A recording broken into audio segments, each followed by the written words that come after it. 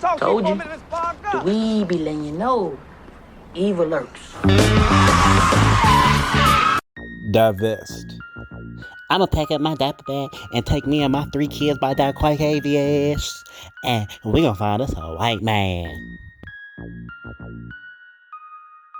Divest. I can't be dealing with these niggas. These niggas do not want to provide. That is why I went and got me a white man. He had no problem with providing, okay? He got his own. He got a nice house and he got a car. So what if they're both the same thing, okay? So what if he live in a trailer park? He's still providing better than these niggas can. Divest. Niggas is the weakest link. See, they hate black women, okay? You can only have a black child to a black woman. That's why they go get these white women, okay? They want to walk all over these white women. That's why I went and got myself a bottom shelf Brad.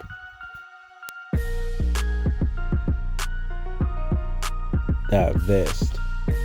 I seen the Breakfast Club, okay? I watched what Jamila Lemieux said. The number one cause of sisters dying is these niggas. Do you know how abusive these niggas is?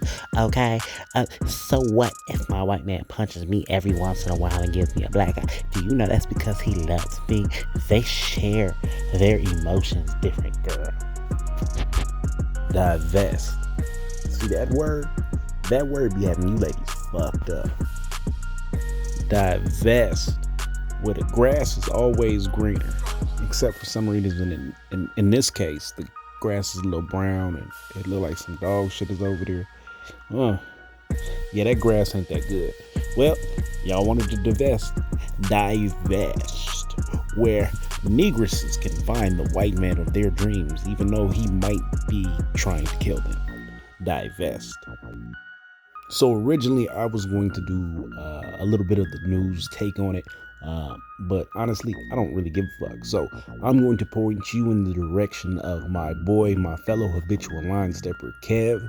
Kev's channel is Black Men Being Brutally Honest. He does the news without the WS. Now that nigga stays on the ball, so check out his channel. But yeah, the story with the girl, it actually took me a little bit of effort to find the circumstances and what happened to the girl and whatnot. But realistically, we already knew that, right?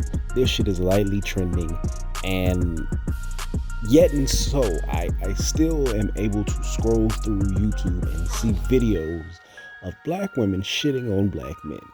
And I just find it funny that black women are shitting on black men and y'all are out here dating white men, swirling, if you will, and swirling into doom. These white men don't give a fuck about their own white women, right? You see these motherfuckers in these movies, they will throw this bitch to King Kong, they will throw this bitch to get the animal off of them. They don't give a fuck about this woman at all. Motherfuckers have a whole history of opening doors for white women and letting them through it so that bitch could get hit by the trap or she can get eaten or hit by the cold or whatever the fuck it is. These motherfuckers don't give a fuck about their women. The Middle East don't give a fuck about their women. But the narrative is always fuck black men ain't shit. Why is that the narrative? And then we see cases like this, and black women are still pro-divest. What is it? I mean, does saying the word divest make you that much more acrobatic? Like, you niggas can do all kind of flips and leaps and jumps in order to make this shit seem like it's a fit, but it just fucking isn't. So what is it? Divest. It makes you acrobatic. Why is it as a whole not more a conversation going on saying that, hey, listen, Chad Wheeler, this white man beat the sister's ass, right? He should be held accountable. Things like that, right? A lot of outrage going, why are we not having that conversation? And instead, more of the conversation I actually see happening is sisters and some beta male niggas calling out brothers for pointing out that this sister got into the divest culture, the swirl culture, and this white man beat her ass. Men are pointing this out because we want you to see that we aren't the ones that are harming black women on a large scale, right? White men are the terrors of the universe. And it's probably going to take my channel, but who gives a fuck? But white men are the terrors of the universe, right? And you choose to get with these men and When they do whip your ass, there's all kinds of justifications. Oh, his meds weren't right. Oh, he's had a hard time. He was going through some things. And when this is brought up, it's seen as black men are laughing at black women for getting beat up. That's not what's going on at all. Period. What's going on is we're pointing out the grass ain't fucking greener, baby. See, what really ends up happening is a lot of you sisters out here go out of your way to start emulating white women. Go out of your way to have this funky attitude with black men. You think you're better than them. And black men don't want to be with you. So what ends up happening is you end up on a park bench somewhere crying all alone, and a bottom shelf Brad sees you. And he says, you know what? You the girl of my dreams. I'll accept you for who you are. I can deal with your funk. And you want to know why? It's because he's a damn skunk. Divest. Any white man is better than a jigaboo. I mean, let's talk brass tacks for a minute. Most black men don't want to deal with you. So you think all of a sudden a white man is going to come and avoid his group of women in order to get a group of women that black men don't want? Your own group of men don't want you.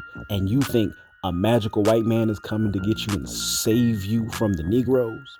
Mm-mm. Nah, the reality is, these white women, they see him for what he really is. They see the shitty aura on this man, and they avoid him like the plague. So what does he do? He goes and gets a woman who he can get away with beating, cheating, and mistreating. That's right.